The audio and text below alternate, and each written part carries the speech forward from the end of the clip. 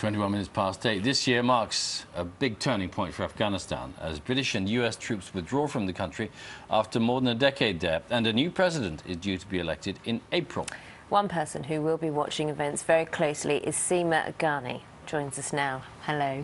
Hi. Seema fled the country during the civil war in the 1990s, and she now runs a charity there. Well, we first met her 12 years ago when she returned to her home city of Kabul after the fall of the Taliban. Let's have a look at what happened then. We first met Seema Ghani more than a decade ago as she travelled back to Kabul to help rebuild Afghanistan after the fall of the Taliban. I'm very optimistic about the future of the country, and I think all the reason I'm here. I don't think anyone will give up on Afghanistan again, whether they're Afghans or non-Afghans. Very optimistic. Seema had spent much of her childhood in London. She came here to escape Afghanistan's 20-year civil war.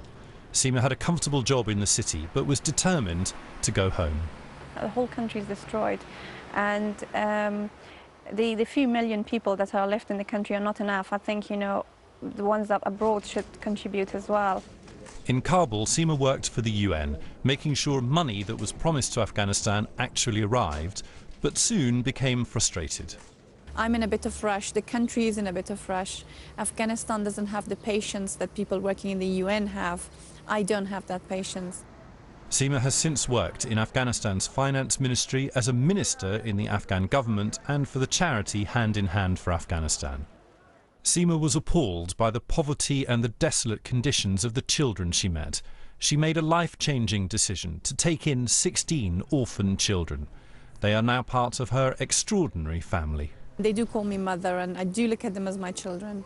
So it is a family that, you know, that I'll be living with forever and ever. 2014 is a critical year for Afghanistan, the end of the Karzai era and presidential elections, the withdrawal of British troops. Seema Ghani has a front row seat.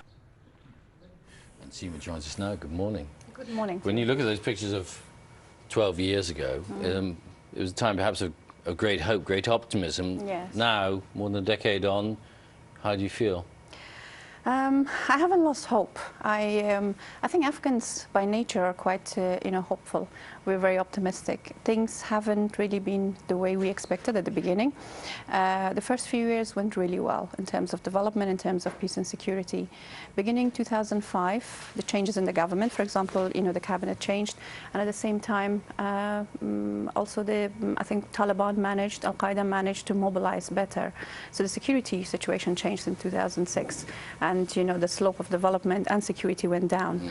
I don't know if we've hit the ground. We probably have, but we'd like to be quite optimistic that at the end of the day you can't live without hope. We have to try hard in trying to fix the situation, and I think the coming election is an opportunity for the country.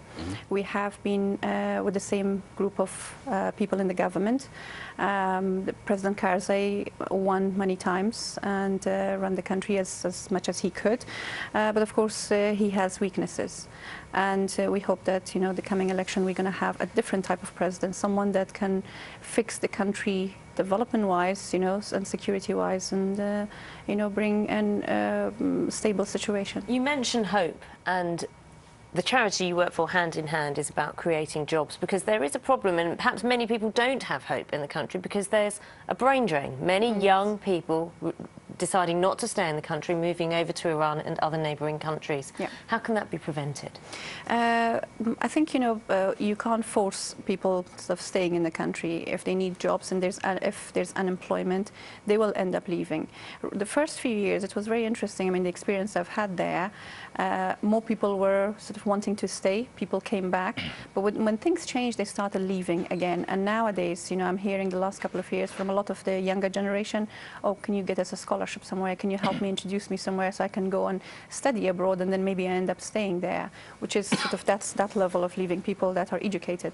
But you also have people at lower level, out of poverty, they leave. They go to Iran, Pakistan, and that's where Hand in Hand comes, where we try to create jobs. We try to make sure that the families don't have to send their younger people, men, to, for example, Iran is quite famous. Is it just the economic situation that's a problem, that they look abroad for economic situation, or does it come down to stability, violence in the country, perhaps the influence of the Taliban? It's a bit of both.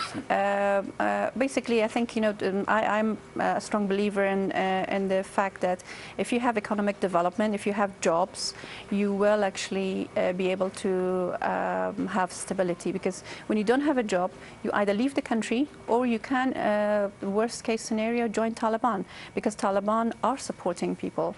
So with the people at lower end of the pyramid in terms of the economic level of standard of living quite low, they end up joining Taliban because they come, for example, the north of the country, the first few years was quite secure.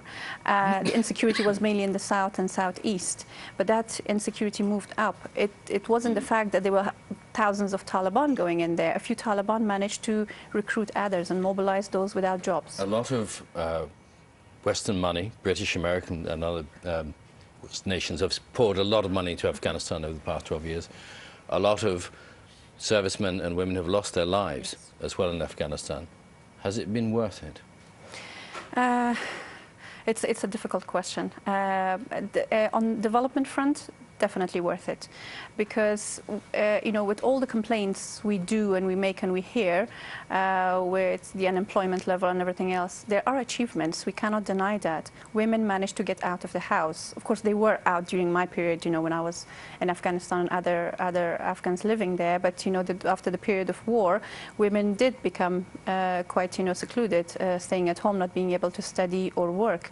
Nowadays, women are out and about, and I'm touching on women because I know this is sort of very close to everybody's heart. Younger generation managed to be educated. We have a certain level of development. We have roads, housing, everything else. So the money that came into Afghanistan is, of course, worth it. But I think, I would like to see more effectiveness. I'm quite critical when it comes to monitoring and evaluation of projects, and I feel we are not, or actually I'm going to probably address this to the British public, to say, hold your government accountable, because DFID is, your main development organization, and they have invested a lot of money in Afghanistan, but I'm a sort of witness to some of the projects that are at least, alleged for corruption. All right. Seema, thank you very much indeed Thank for your you. insight. Seema Ghani.